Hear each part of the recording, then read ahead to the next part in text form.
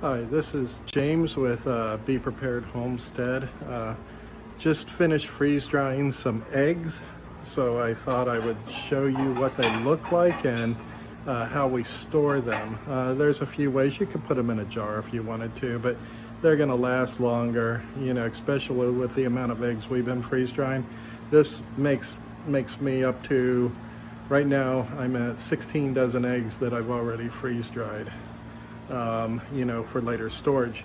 These are good for about 20 years once they get air sealed. So I'll show you what they look like. Okay, so these are the freeze dried eggs. I'll kind of zoom in on the tray that I'm adding into a blender. The egg is like styrofoam right now, real light.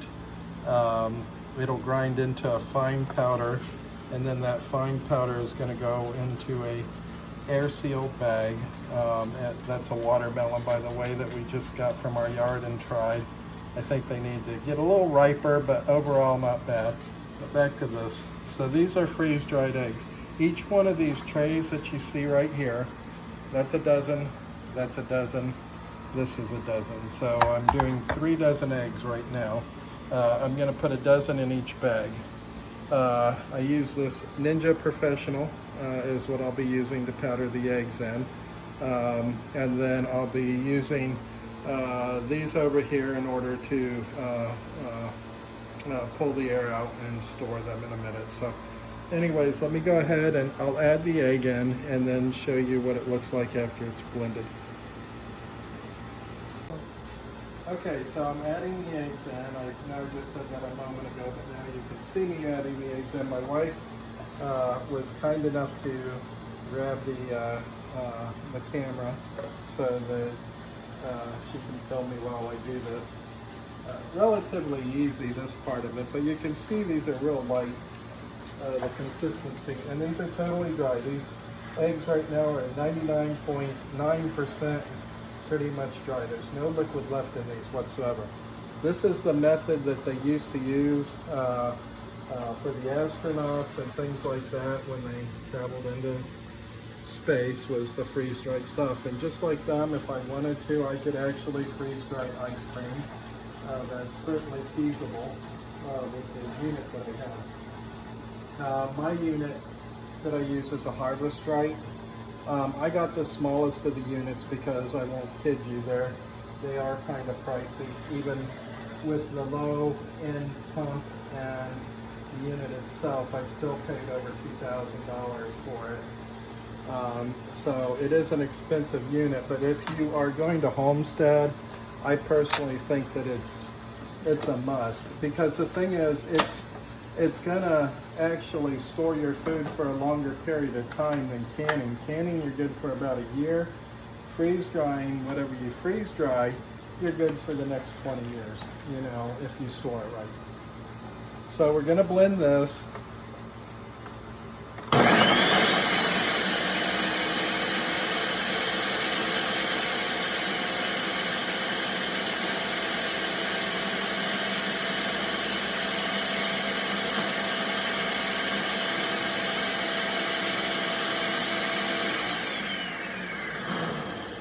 Okay, simple as that. So it's all blended now.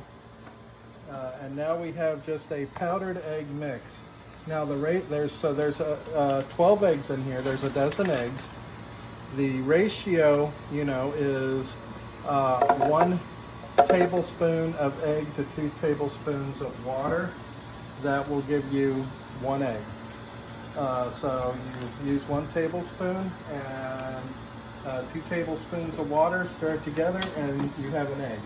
And that's how you kind of proportion it. So at this point, I'm just going to dump this into this bag right here.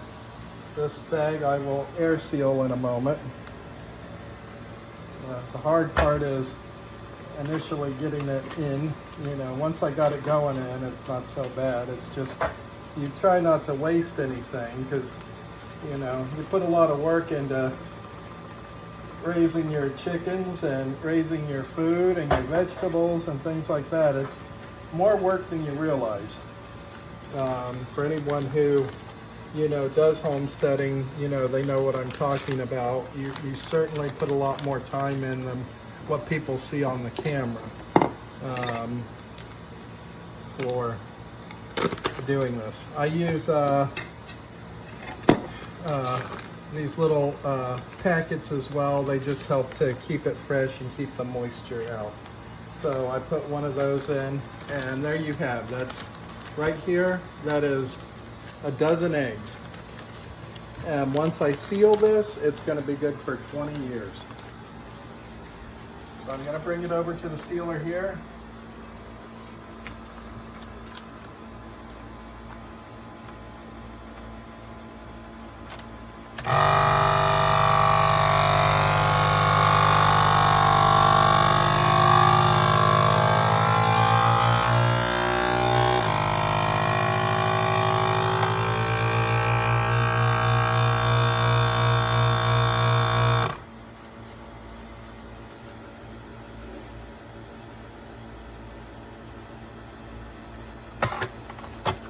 Okay, me personally, I have two different types of sealers, and I just always feel a little safer when I hit it with this one more time, just to make sure that the package is airtight. Okay, and there you have it. 1 dozen eggs right here. This will last for the next 20 years. I've already got 15 more of these. 16 more of these. This is 17 right here, so this makes 17 dozen. I have 18, 19 dozen there, so in a pinch and an emergency, I got a lot of eggs already stored away, just in case, you know, God forbid you can't get eggs in the grocery store, or they go up to like $10, $11, you know, for 12 eggs. You know, you're literally going to be paying $1 an egg. So this is a great way to store stuff. Well, with that, you know, like I always say, you know, it's always good to be prepared. Times are changing out there. I think now most people are getting that the world isn't going back to the way it used to be. And so if you don't get yourself prepared, if you don't get yourself protected, you know, in a couple of months from now, you're going to sure wish you did. So, you know, if you like my video, please, you know, hit the like button, share my video, subscribe. You know, I'm just putting this out as informational stuff because this is the type of stuff that if, you know, in the not so far off future, where you want to have yourself prepared, you want to be prepared, these are the types of things you can do to be prepared. Canning is another one, dehydration is another one.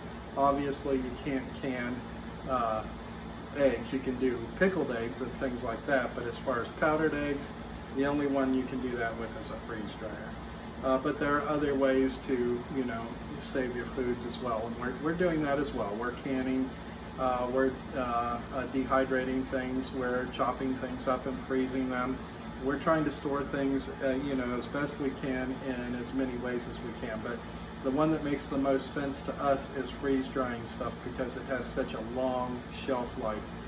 Just to give you an idea before I say goodbye to everybody, these are green beans. They're freeze dried. There's no liquid in here.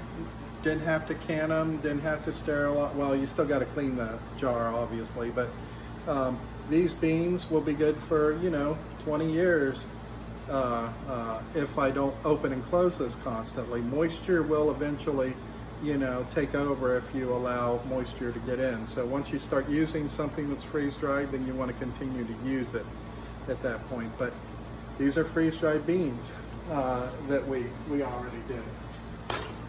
These are freeze-dried tomatoes right here. You can use them the same way you would use a regular tomato. You just put them into soups, sauces, things like that, and you're ready to go. They reconstitute, water gets back into them. They taste almost as fresh as they did the day you freeze-dried them. So anyways, I'm sending my love out to all my friends and family.